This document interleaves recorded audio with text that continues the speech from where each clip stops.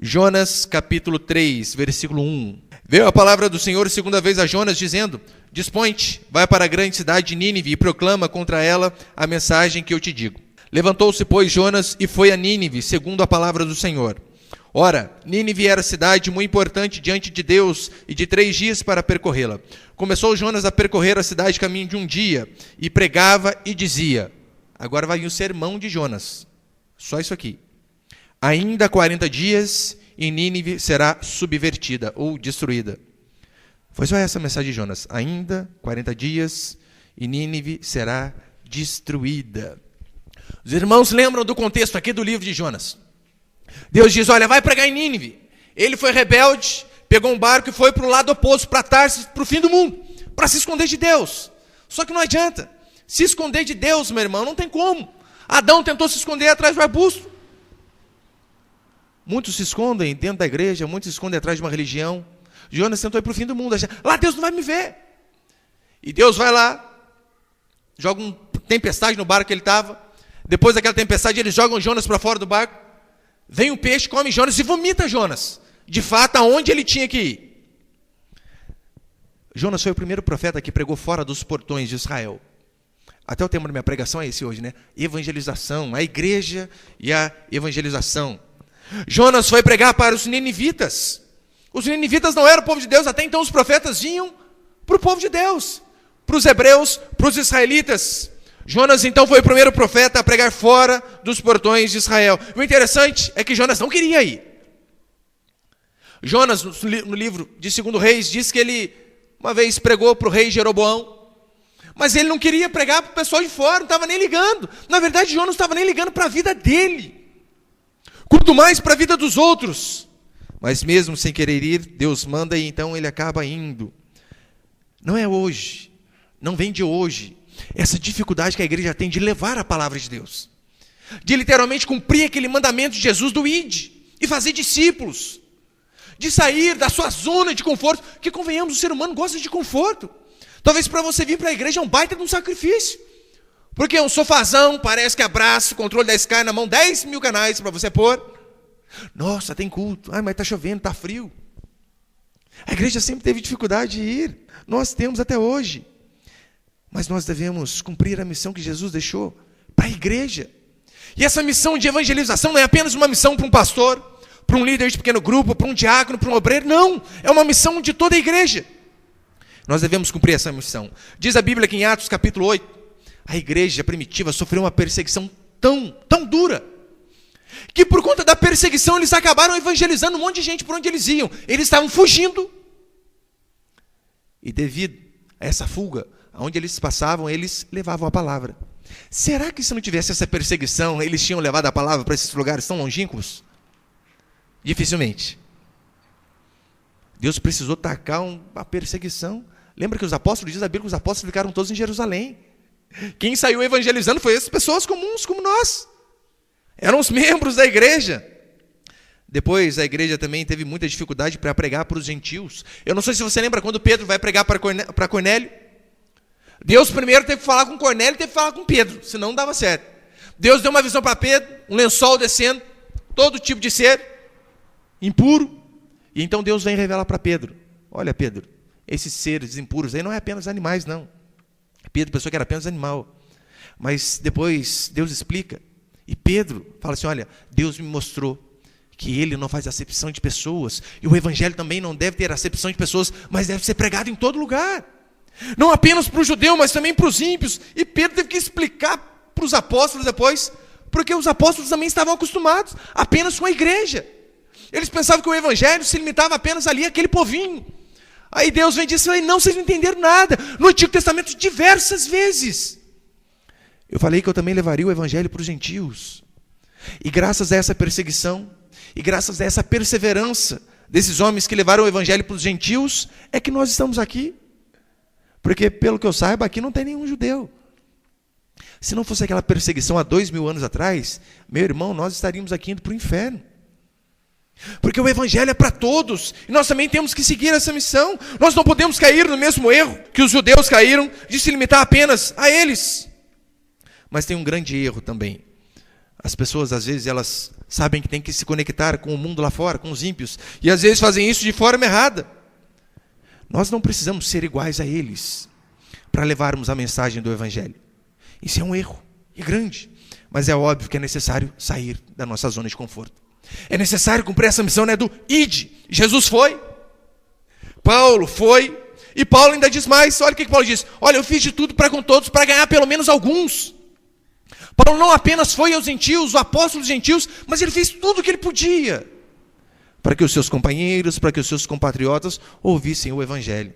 E assim também eu e você devemos fazer. Eu quero passar então alguns princípios sobre a evangelização e a igreja. Primeiro, temos a responsabilidade de evangelizar. Você pode repetir isso comigo? Temos a responsabilidade de evangelizar. Eu coloquei temos no plural, é proposital. Que talvez você pense: pastor, essa é uma missão sua. Quem disse? Quem disse que é apenas eu que tenho esse encargo? A missão de evangelizar é da igreja. Olha para a história de Jonas. O barco estava afundando, o povo estava perdendo bens, ia perder a vida. E o que Jonas fez? Desceu para o porão e foi orar. Foi orar nada, foi dormir. Consegue imaginar?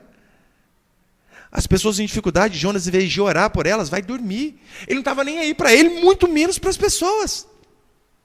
Não é isso que muitos crentes fazem hoje? Você vê, às vezes, o seu vizinho em pé de guerra.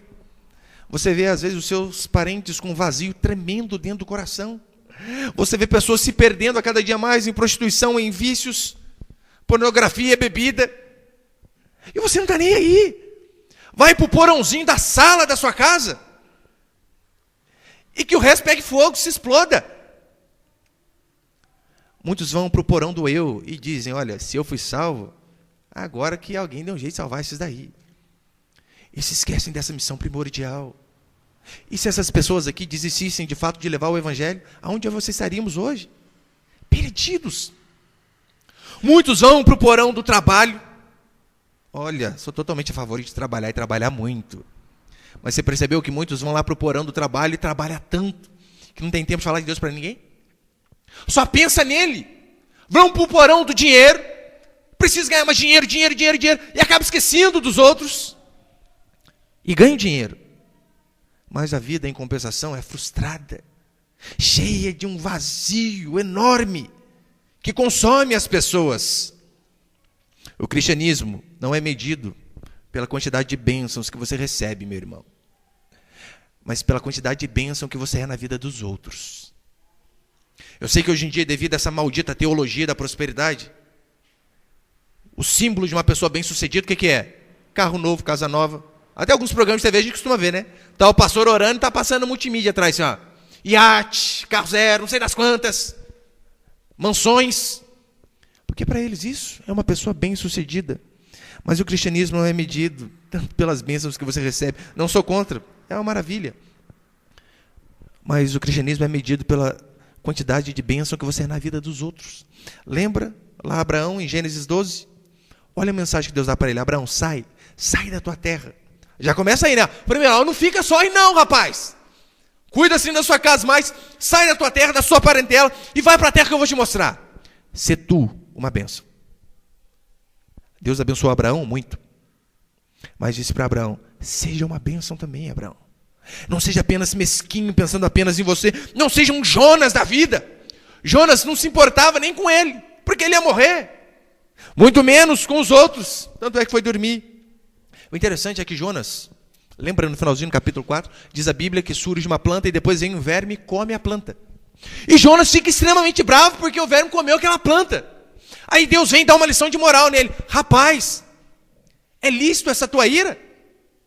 Você tem motivo para estar bravo desse jeito por conta de uma planta que morreu? E Jonas diz: claro que estou bravo, e claro que tem razão. Aí Deus dá uma lição nele e diz: você é preocupado, Jonas, com você é preocupado com coisas, com uma plantinha. E eu, que sou Deus, estou preocupado com uma cidade com 120 mil pessoas que estavam indo para o inferno. E você aí preocupado com você e com coisas. Só que não é isso que muitos clientes fazem hoje. Olham apenas para o seu umbigo. Ou pior, olham apenas para coisas. Coisas materiais e não conseguem se preocupar com os outros. Eu venho falar para você, é triste quando nós vemos ímpios se preocupando mais com pessoas do que crentes. Nós vemos ímpios se preocupando mais com uma pessoa necessitada do que aqueles que de fato conhecem o Evangelho. Os marinheiros, diz a Bíblia que Jonas chega nele e diz o seguinte: olha, me joguem para fora do barco. Os marinheiros chegam em Jonas e dizem assim, Jonas chega no marinheiro e diz assim: me joguem para fora do barco e a tempestade vai cessar. Sabe o que os marinheiros fazem? Eles não jogam Jonas para fora do barco, de princípio. Eles tentam melhorar, tentam remar melhor, tentam arrumar as coisas, jogam bens para fora, para tentar conservar a vida daquele homem rebelde. Daí, como não tinha jeito, eles vão e jogam Jonas para fora. Mas consegue ver? Ímpios se preocupando mais com a vida humana do que um profeta, do que crente. Quantas vezes nós não caímos nesse mesmo erro, de nos preocuparmos apenas com coisas e conosco, esquecendo o próximo. E o próximo, literalmente, às vezes é próximo mesmo. O Warren Buffett, ele diz que vai doar 99% dos bilhões da sua fortuna para instituições de caridade, para projetos. Vai deixar apenas 1% de sua fortuna para os seus filhos. É óbvio, 1% é muita coisa do dinheiro dele, né? Mas apenas 1% para os filhos. O resto para ajudar pessoas que ele nem vai conhecer. Bill Gates, segundo o homem mais rico do mundo, foi ultrapassado semana agora. Dono da Amazon, passou ele, mas continua podre de rico. Já doou bilhões e bilhões para instituições. Lady Gaga, mulher ímpia dos infernos. É um furacão Sandy, deixar um monte de gente desabrigado. Ela mete a mão no bolso, dá uma bagatela de mais de 1 milhão. E os crentes? Ora, Deus abençoe aquele povo. Isso quando ora. É triste. Quando ímpios se preocupam mais com pessoas do que nós. Jonas era o crente, mas estava preocupado apenas com ele mesmo. Eu sei que muito disso, em primeiro lugar, é culpa do pregador. É por conta da mensagem errada que é pregada. A mensagem do evangelho que muitos pregam hoje é aquele evangelho egocentrista que só se preocupa consigo. Do apenas venha e tenha. É só isso que o crente ouve na igreja. Olha, Deus vai fazer grandes coisas, Deus vai fazer você de cabeça, você vai ter, você vai ganhar, vai ser isso, vai ser aquilo. Ele então cresce, pensando apenas nele. O erro está no pregador e muito. Eu não sou contra a mensagem do vem e tenha, do vem e receba, porque é isso que está na Escritura. Não podemos também ir para outro extremo e não pregar sobre isso. Venha e tenha a vida transformada. Venha e tenha a vida financeira transformada. Isso é bíblico. Só que a mensagem não acaba aí. É venha e tenha, venha e ganhe. Depois vai e reparte, vai e ajude, vai e colabore com outros. Essa é a mensagem do evangelho. Vai e se envolva. Ou você acha que Deus transformou a sua vida apenas para que você seja um iluminado transformado? Ou tem um princípio maior, para que vidas também sejam transformadas através da sua vida? Por isso, Davi, você, meu irmão, participe da igreja de forma ativa, fazendo parte de um pequeno grupo, se você não faz, contribuindo de forma financeira, que também é uma forma, ajudando o irmão do lado. Eu louvo a Deus pelos irmãos da nossa igreja, que às vezes um vem falar, o pastor fulano lá está passando apertado. Quando eu penso em ajudar, eles já arrecadaram a cesta básica e levaram. Isso é ser cristão. Deus diz para Jonas, Jonas, é razoável a tua ira por conta de uma planta?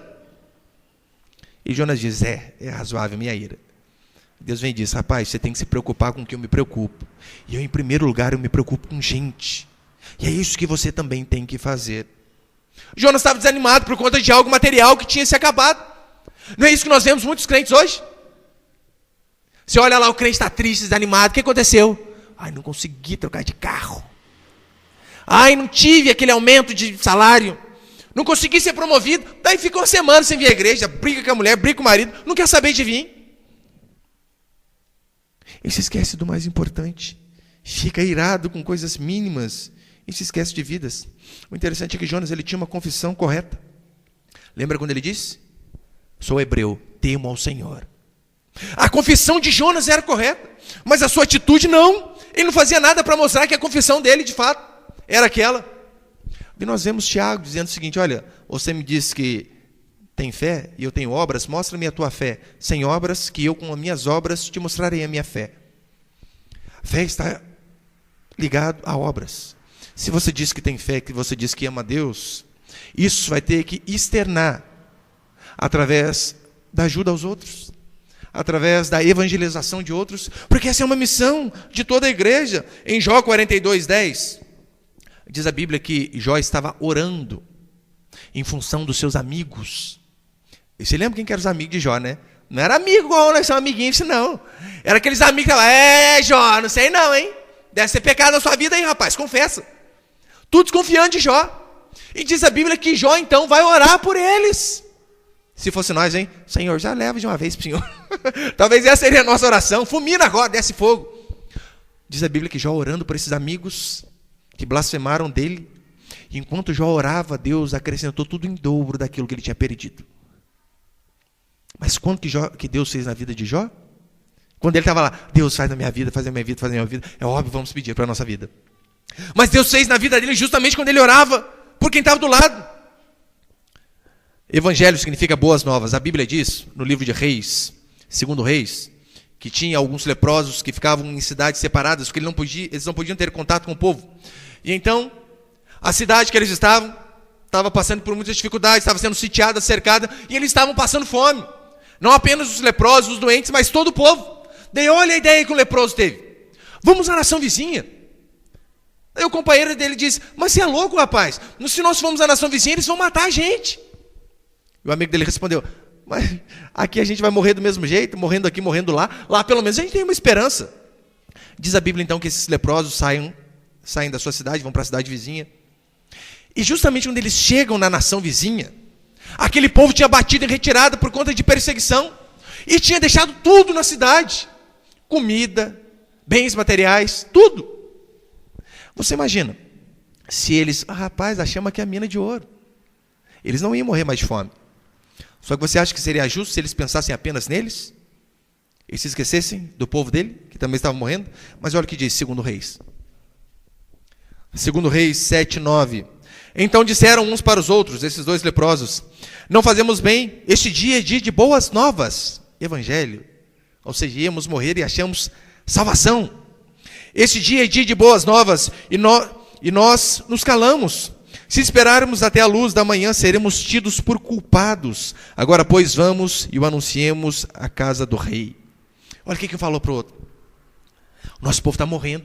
Nós também íamos morrer. Agora nós achamos algo que dá para a nossa vida continuar. Agora, se nós continuarmos pensando apenas em nós, vamos ser tidos por culpados. Vamos voltar e anunciar a mensagem também para eles, para que eles possam vir ter vida. E a mesma coisa que nós devemos fazer em relação ao Evangelho. Nós estávamos todos mortos lá fora, como diz a Bíblia, em nossos delitos e pecados. Daí Deus nos resgata do império das trevas, transforma a nossa vida, a nossa família. E muitos fazem o quê? Cruzam os braços e que se exploda o resto. Devemos fazer como esses leprosos aqui. Muitos cristãos, infelizmente, são apenas moralistas. Eles pensam o seguinte, olha, eu não mato, não roubo, não bebo. Eu sou uma boa pessoa. Mas segundo a Bíblia, uma pessoa má não é apenas aquela que faz o mal, mas aquela também que deixa de fazer o bem. Aquela que sabe que podia ajudar e mesmo assim não ajuda. Jesus disse que quando ele voltar, ele vai separar os bodes das ovelhas. E sabe como que ele vai fazer a separação? Vocês iam na igreja, né? Vocês ficam aqui para esse lado. Vocês vão ir para a igreja, vai para o inferno. Sabia que não é assim que ele disse que vai fazer? Olha como que Jesus vai fazer. Ele vai separar do seu lado direito aqueles que no dia que ele teve fome, deram de comer. No dia que ele teve sede, deram de beber. No dia que ele teve frio, o aqueceram. No dia que ele teve preso, o visitaram. Então os discípulos perguntam, Senhor, mas quando?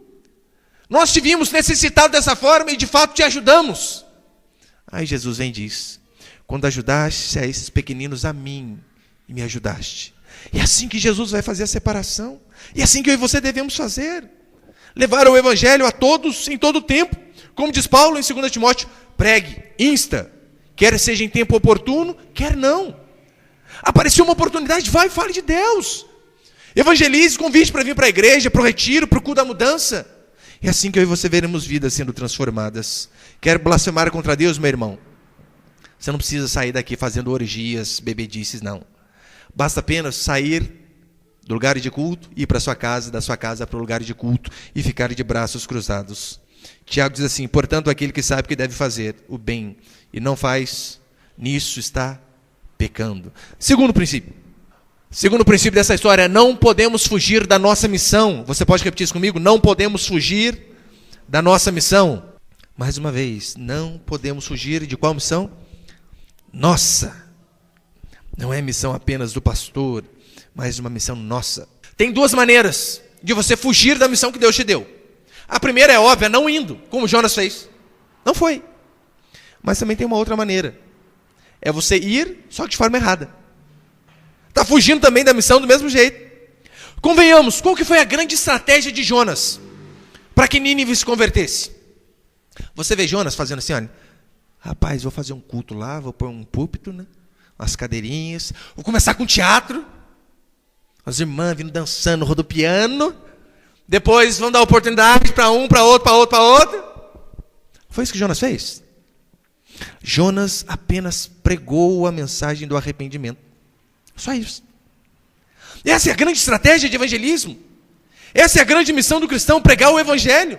Historicamente, essa tem sido a estratégia da igreja. Pregação da palavra. E é óbvio, onde não se tem pregação da palavra, não se tem convertidos. No máximo que você consegue agregar é convencidos. Convertidos jamais. Lutero fez algo simples. Pregou 95 verdades na capela do castelo de Wittenberg. George Whitefield, John Wesley fizeram a mesma coisa. Jesus, João Batista fizeram a mesma coisa. Apareceram pregando a mensagem do arrependimento. Olha o que diz 1 Coríntios. 1 Coríntios 1, 21. Visto como na sabedoria de Deus o mundo não conheceu por sua própria sabedoria, aprove a Deus salvar os que creem pela loucura do teatro no culto. É isso? Aprove a Deus salvar os que creem pela loucura da pregação. Pastor, você é contra teatro, dancinha no culto? Totalmente. 110%. No culto é óbvio.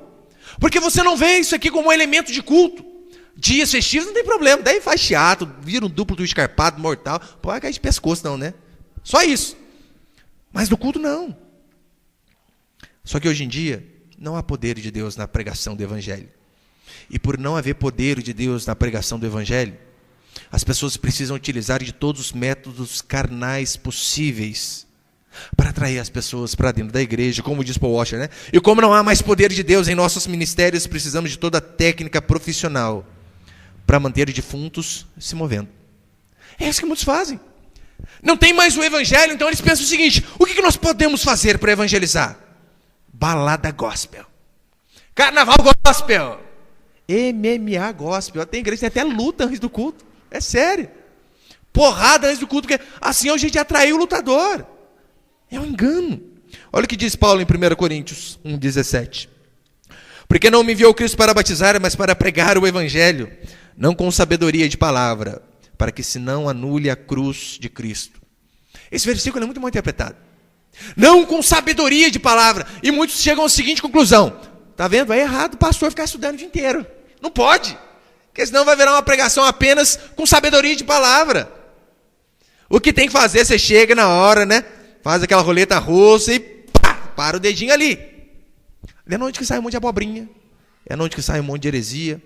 Quando Paulo diz que não é com sabedoria de palavra, ele estava, na verdade, combatendo o ensino dos gregos. Que os gregos, eles se preocupavam mais com a forma que a pessoa falava do que com a mensagem que a pessoa pregava. Não interessa o que a pessoa falasse. Se falasse bem, meu irmão, era isso que importava para eles. Paulo vem disso, não é errado. Vocês estão apenas iludindo as pessoas com sabedoria. Mais importante que o mensageiro é a mensagem. É óbvio, não é por conta disso que nós também vamos pregar tudo errado, né? Que eu vou pregar aqui, irmãos, você precisa subir para cima, descer para baixo, entrar para dentro. Problema, porta torta. É óbvio, nós vamos melhorar o máximo que a gente puder melhorar. Em tudo. Em tudo. Mas sabendo que o evangelho é que precisa ser pregado. Agora tem muitos que querem, né, embelezar a cruz. A cruz está lá de forma rústica. O que muitos pensam? Rapaz, essa cruz aí não sei se atrai muita gente não, hein? E se dá uma invernizada nela? E se colocar um paninho ali na cruz, assim? E se fizer um grafite aqui naquele braço direito, fica legal, hein? E eles começam a enfeitar a cruz de Cristo. E se esquecem que, na verdade, o que atrai as pessoas é o escândalo da cruz. É a morte, é o sangue vertido naquele madeiro. A mensagem do Evangelho sempre foi a mesma, arrependimento. Sempre foi a mesma. Só que, convenhamos, é uma mensagem que às vezes as pessoas não gostam muito de ouvir. Daí está lá, a igreja cheia de gente. Rapaz, se eu pregar isso aqui, o povo vai quem não gosta. Se pregarmos a mensagem do arrependimento, tem muitas pessoas que torcem o nariz. E por conta disso, muitos pregadores acabam sendo políticos. Já viu? O político às vezes fala e não fala nada, né? Uma vez perguntaram a um político lá, olha, o que você está achando, né, do Brasil, sei das quantas lá? Olha a resposta dele. Ah, para mim, nem uma coisa nem outra, muito pelo contrário. Falei, o que ele falou ali? Falou nada, nem uma coisa nem outra, muito pelo contrário. Muitos fazem isso com o Evangelho. São prolixos. Rodam e acabam não pregando nada. Em 1 Coríntios 1,18, Paulo diz, a palavra da cruz é loucura para os que se perdem, mas para nós que somos salvos, poder de Deus. Pastor, mas como que nós vamos nos conectar com os ímpios? Como que nós vamos evangelizar? A Bíblia também nos ensina. Temos que ser uma igreja viva. Uma igreja que de fato prega o Evangelho, uma igreja que o poder de Deus se manifeste. Não podemos ir para aqueles extremos de, olha, se aquela igreja morta, fria, tem igreja que parece que você está entrando no velório. Dorme até no culto, né? Tem igreja que o cara está lá, só falta o pastor, não, dros comos cateves, amém. Imagina só, tem igreja que você entra, meu Deus, eu estou no velório, não é possível. A música é horrível, ultrapassada. Se esquecem de Salmo 96 que diz, cantai ao Senhor um cântico novo. Só que música, guitarra é o negócio do demônio, viu? Por isso que a gente não tem. E a gente não tem porque não tem quem toque, se tivesse, estava tocando. Não tem problema. Não podemos ir para esses extremos. A pregação é irrelevante. O pastor que é muito engraçadinho, conta muita história, mas não aplica nada na vida de ninguém. Isso não transforma vidas. Mas também não podemos ir para o outro extremo. Um extremo é ser aquela igreja chata, fria, gelada. Agora tem outros que vão para o outro extremo. Faz a igreja um playground para adulto. O que nós podemos fazer para atrair o povo? E se nós fizermos isso e fizermos aquilo? Daí a casa de oração acaba virando casa de entretenimento. Porque a mente de quem está ali à frente pensa apenas no que as pessoas vão gostar. E não no que Deus vai gostar. Não no que Deus manda que tem que ser pregado. Olha, eu já vi igrejas que tem show antes do culto. Show mesmo. Sabe aquele globo no meio assim, ó? Fumacinha para você entrar no corredor. Tem uma igreja aqui do Brasil que é em formato de boate. Que eles dizem, assim que nós vamos atrair o povo. Eu fico imaginando, né? Daí a pessoa entra, pensa que é uma boate, né? O tuti lá fora. Daí na hora que chega lá o pastor abre a Bíblia, o que ele fala para as pessoas? Pegadinha do malandro, enganei vocês. Só se foi isso que ele tem que falar. Mas é absurdo esse tipo de coisa. Isso é propaganda enganosa. Propaganda enganosa é crime. Só que sabe como que muitos crentes chamam isso? Estratégia de evangelismo. Estratégia. Eu vi um pastor de Minas, olha a estratégia dele de evangelismo. Ele fez o seguinte, ele pegou os jovens da igreja, olha, juntam aí de 2 em 2, o que vocês vão fazer? Vocês vão pegar ônibus. Vocês dois são os dois crentes, os dois da igreja. Só que dentro do ônibus vocês fingem que um não conhece o outro. Daí o que acontece? O que fala melhorzinho, começa a pregar dentro do ônibus. E começa a pregar. E aquele outro irmão que já conhece o que está pregando, só que ninguém sabe, ele de repente no meio da pregação, dentro do busão, ele então começa a chorar e diz, eu acredito, eu quero Jesus Cristo, eu aceito a Jesus. Porque se um tomar essa atitude, as outras pessoas também vão. Essa é a estratégia de muitos pastores. Isso é mentira. E mentira é pecado. Pecado. 1 Coríntios 9:20, Paulo diz, olha, eu fiz de tudo para com todos. Fiz-me fraco para com os fracos, de judeu para com os judeus, de sem lei para com sem lei, para que eu pudesse ganhar pelo menos alguns. O problema de muitos hoje é que eles entendem esse versículo da seguinte forma, fiz-me mundano para ganhar o mundano, fiz-me baladeiro para ganhar os baladeiros, fiz-me emo para ganhar os emo. E quando ele quiser ganhar os homossexuais? Melhor nem imaginar, né? E se ele quiser ganhar os pedófilos? Vai fazer a mesma coisa que eles fazem? Nós não vamos ganhar o mundo sendo iguais a eles, você pode ter certeza. Nós vamos ganhar o mundo justamente sendo diferente deles. Porque era isso que a igreja primitiva fazia. A igreja primitiva alcançou o que alcançou, não é porque era igual ao mundo. Muito pelo contrário, era diferente, a ponto das pessoas de fora olhar para eles e tributar admiração. Eles não se juntavam, é verdade, mas admiravam aqueles crentes. Eu não estou dizendo que nós vamos ser alienados, não. Mas nós podemos ser como João Batista. Mateus capítulo 3, versículo 4, por favor. Nós vamos ganhar o mundo justamente sendo diferente. Olha o que diz Mateus capítulo 3, versículo 4. Lembrando, João Batista era de linhagem sacerdotal. Era o cara. Verso 4, usava João vestes de pelo de camelo e um cinto de couro, e a sua alimentação era gafanhoto e mel silvestre. Você lembra como, olha para cá agora, por favor, você lembra qual que era a roupa que os sacerdotes usavam? Olha, eles tinham as túnicas separadas, feitas por determinado material, comiam o melhor das ofertas que eram entregues no templo. João Batista, ele vem de uma forma totalmente diferente dos sacerdotes da época.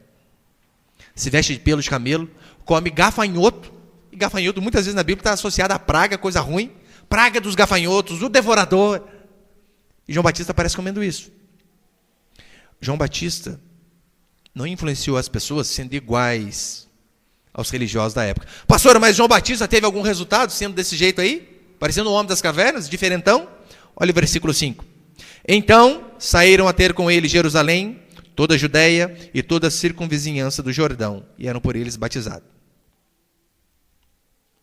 João Batista atraiu as pessoas justamente por ser diferente.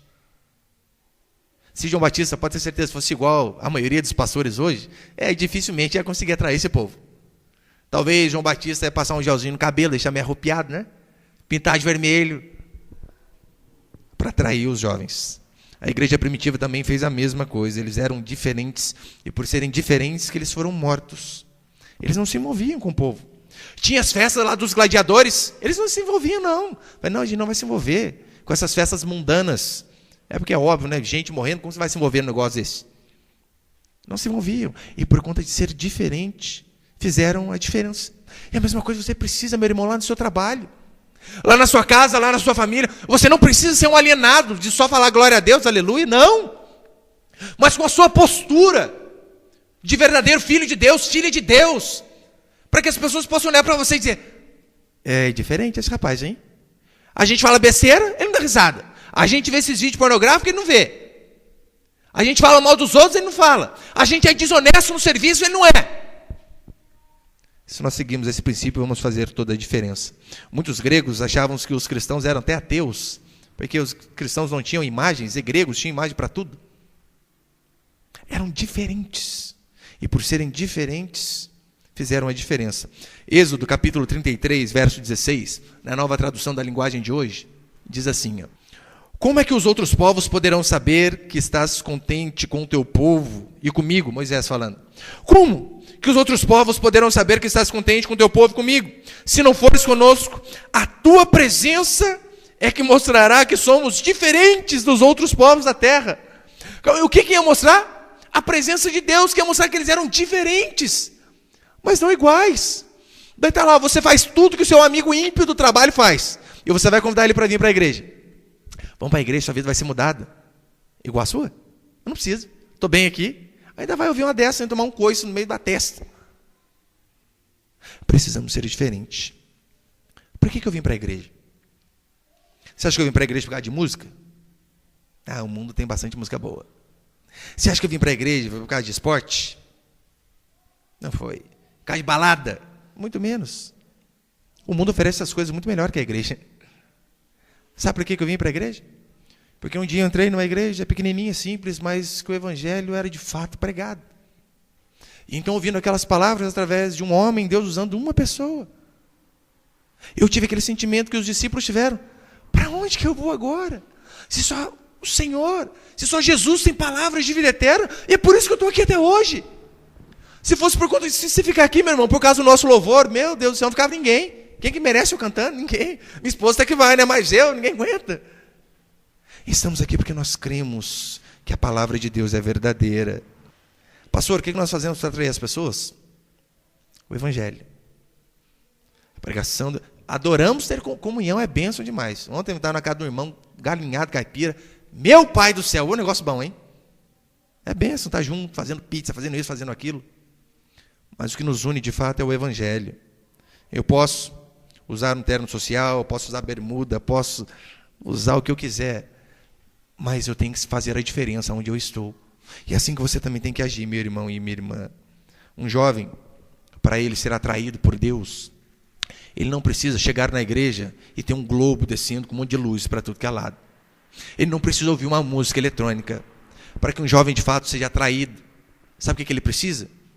É chegar numa igreja como a nossa e ver os filhos respeitando os pais, e ver os irmãos respeitando uns aos outros, e ver uma pregação verdadeira do Evangelho, e irmãos mesmo cheios de falha, mas se esforçando para viver o que a palavra de Deus nos ordena. É assim que eles vão ser convencidos, quando eles virem o amor entre nós, o amor que talvez venha na casa deles, eles veem, na escola muito menos, mas ele chega na igreja e vê que aqui não tem esses bullying que o pessoal faz. Porque você sabe, escola é terrível. Se você tem qualquer defeitinho que você tem, meu irmão, já era. Eles não perdoam. É uma orelhinha para cá, assim, Valdumbo, ladrão de oxigênio, paraense, pirulito. Você sabe, o povo é terrível. Daí chega na igreja, né, tem uns probleminha também. Só que nós não fica assim, desse jeito. O máximo que a gente faz é uns bullying gospel, né? Com São Paulino, palmeirense. É só isso. Mas o contrário, até as brincadeiras são brincadeiras saudáveis. E se alguém diz assim, olha, não gosta desse tipo de brincadeira, acabou, não fazemos mais, o irmão é muito mais importante para nós. A igreja não tem que ser chata e irrelevante. A maneira de ser atrativa não é sendo mundana, mas pregando o verdadeiro evangelho e vivendo o amor de Deus. Terceiro, já estou encerrando, o evangelho é para todos. Terceiro, o evangelho é para todos. É interessante que em João 3,16 diz que Deus amou o mundo de tal maneira. Não diz que Deus amou apenas os judeus, apenas os crentes, apenas nós. Não, mas amou o mundo. Jonas queria apenas levar o evangelho para o seu povo. Não queria ir fora dos portões da sua cidade. E Jonas só queria pregar para os nacionalistas. Olha o que diz, 2 Reis 14:25.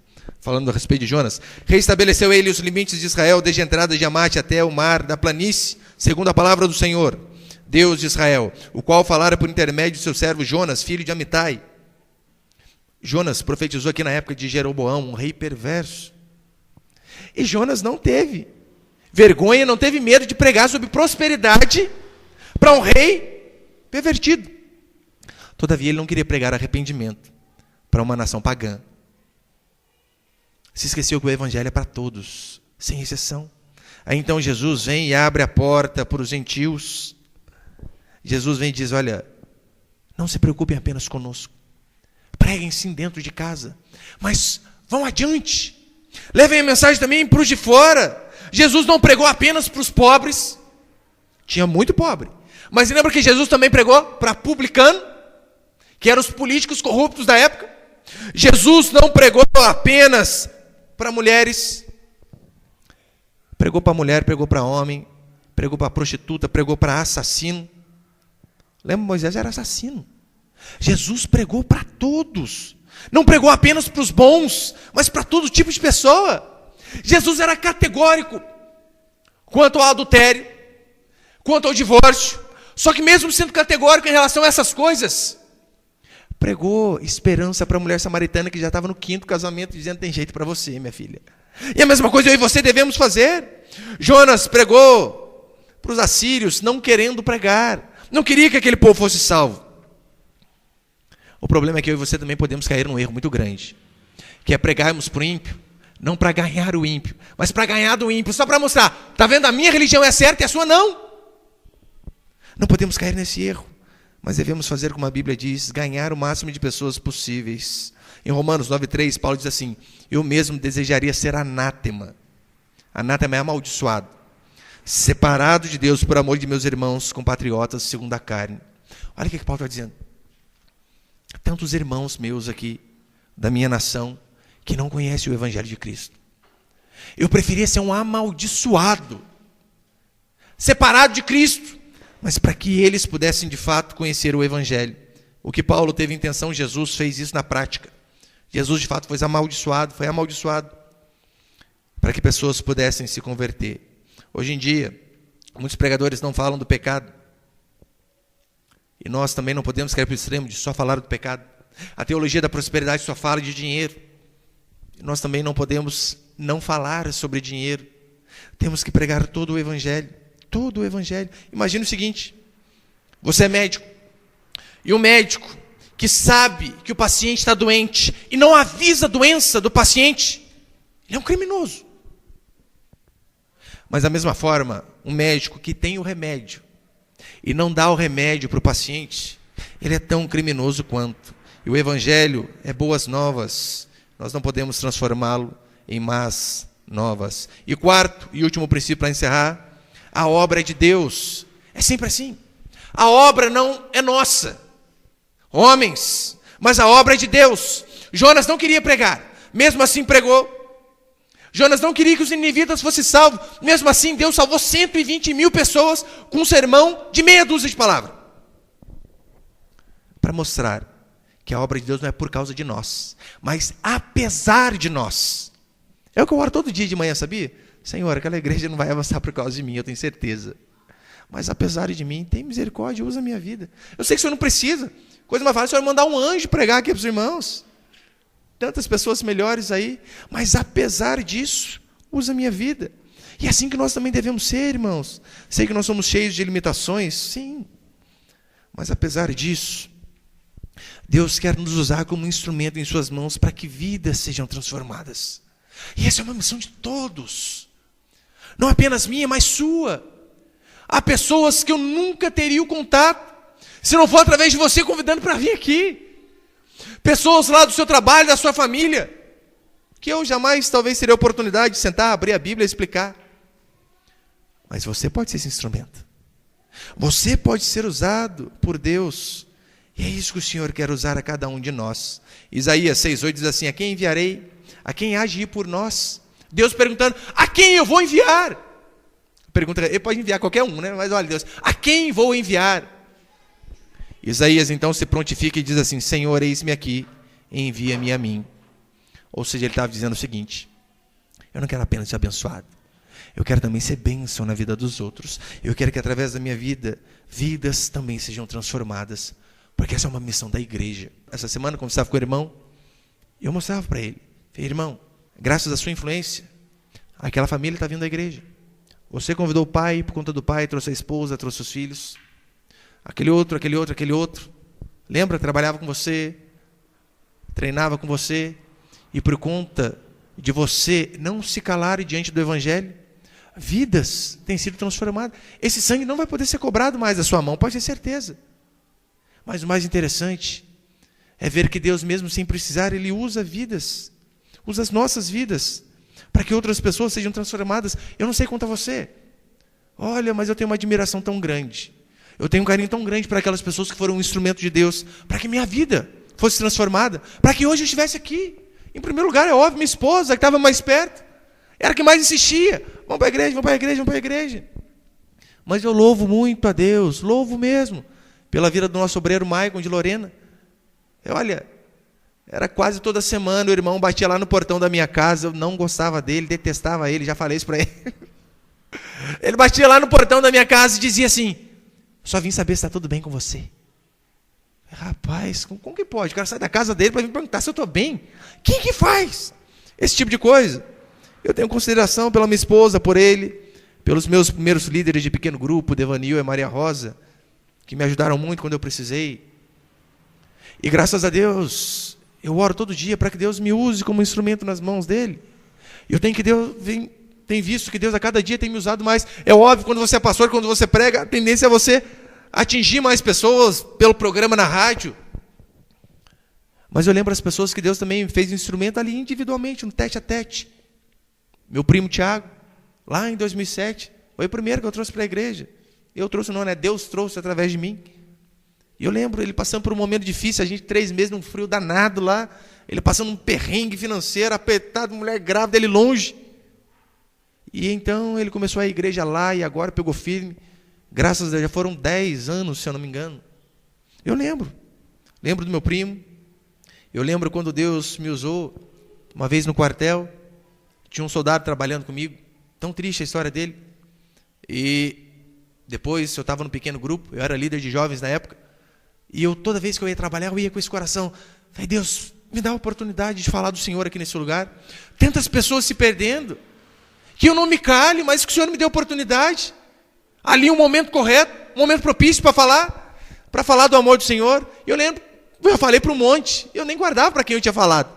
Daí teve uma vez, eu estava no pequeno grupo, e esse soldado estava lá no pequeno grupo também, e nós louvamos a Deus, o líder compartilhou a palavra. E depois, na hora que os irmãos foram compartilhando, ele estava assim do lado, e ele começou a contar, olha, há umas 2 semanas atrás, eu tinha tomado uma decisão na minha vida. Deixei uma carta para o meu avô, deixei lá meus documentos, deixei tudo certinho. E eu tinha decidido que aquele dia eu ia acabar com a minha vida. Eu estava de serviço, era só na hora de trocar o horário à noite, entrava no banheiro, colocava, só dava um tiro na cabeça e acabou. E eu olhando, falei, meu Deus, um jovem com uma vida tão angustiada assim, sem esperança de viver. E esse irmão falando, e eu triste, né? Falei, nossa, que terrível. E ele disse assim, mas nesse dia que eu estava desesperado, que eu tinha decidido acabar com a minha vida, eu estava de serviço com o Rafael.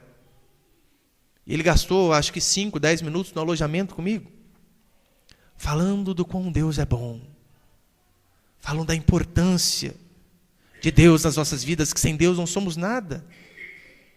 Depois eu fiquei pensando, falei, puxa vida, aquele jovem podia ter se matado, se eu tivesse ficado quieto, se eu não tivesse aberto minha boca, se eu tivesse guardado o evangelho apenas para mim, era uma vida a menos. Um outro companheiro, no meu curso de sargento, eu lembro que ele chegou em Guará. E ele era casado, era de longe, só que arrumou uma outra menina lá, largou a esposa, largou o filho. E eu dizendo para ele, rapaz, não faz isso. É errado, a sua esposa é ela está viva, você tem que casar, tem que ficar com ela. Eu lembro que 1 ano e meio depois, ele chegou para mim e disse o seguinte, olha, tem que te falar uma coisa. Eu voltei para minha esposa. Eu voltei para minha casa. Aquilo que você falou 1 ano e meio atrás entrou no meu coração, então Deus me deu a força o suficiente para tomar essa decisão. Eu desafio você a ser assim também, meu irmão. Quer seja tempo oportuno, quer não. Mas fala, Senhor, eis-me aqui. Usa a minha vida. Para encerrar, né? Teve uma vez, estava no supermercado. E até no supermercado eu estou lá. Por que você está na fila do banco, vai ficar fazendo o quê? Zap, zap? Fala de Deus para o povo na fila. Olha a oportunidade que você tem ali. Eu lembro que eu estava no supermercado. E eu, Deus, olha tanto de gente aqui, rapaz. Coloca um perto de mim, pelo menos, para falar, né, Senhor? Eu estava lá, daí passou um pouquinho, na época o Cão era bem pequeno, estava assim, brincando. Daí encostou um menininho e começou a brincar com ele também. Daí tá eu, o pai daqui e o pai de lá, né? E minha esposa, né? Eu tô com a minha esposa desde os 15 anos, minha esposa, apaixonada por mim. Só que ela disse que na época de infância dela lá, ela era apaixonada por um rapazinho lá. Falei, nossa, aquele lá eu vi, eu até tremia. Aquele lá, aquela paixão de criança, né? Mas óbvio, conheceu eu, acabou tudo, né? Ficou cega. Daí então, só que eu tinha uma birra desse rapaz. Falei, eita, nós, hein? Ele estava na rua, eu fazia curva, né? Para outra rua, vai passar aqui não. Daí, tem que garantir, né? Pastor, se eu não se garante, eu me garanto, mas o que puder evitar, é melhor, né? Eu lembro que eu estava no supermercado lá, meu menininho brincando, e o rapazinho brincando. E o pai ali e eu aqui. Eu falei, nossa, que bonitinho esse menino, né? Nossa, quantos anos tem o seu? Você estava puxando papo, né? Dar uma fisgadinha, falar ali de Deus ali. A Raquel passou no corredor, disse, Raquel, vem aqui. Ela passou reto. Passou no outro corredor, amor, vem aqui. Fingiu que não viu, foi embora. Depois eu estava na fila, eu fiquei bravo. Falei, você não ouviu 2 vezes chamando você lá? Eu falando lá de Deus pro rapaz lá, para você conhecer ele, saber quem ele é, os filhos dele. É, esse aí é o fulano lá, você queria que eu fosse? Falei, ainda bem que você não foi. Aleluia. Se eu soubesse, eu não tinha nem falado de Deus, eu ia ir pro inferno, que rapaz. É óbvio, claro que não. Eu sei lá, se eu soubesse antes, eu não tinha falado tudo que eu falei. Mas é óbvio, quanto mais pessoas salvas, é isso que nós devemos fazer. Eu desafio você, dias de culto, ora, fala, Senhor, que eu possa levar alguém no culto, que eu não vá só eu. Se você tem carro, meu irmão, tenta lotar o seu carro, enche o carro. Insiste, insta o tempo todo, para que nós possamos fazer a diferença. Ver vidas e mais vidas sendo transformadas e o reino de Deus crescendo e se expandindo a cada dia. Amém, meus irmãos?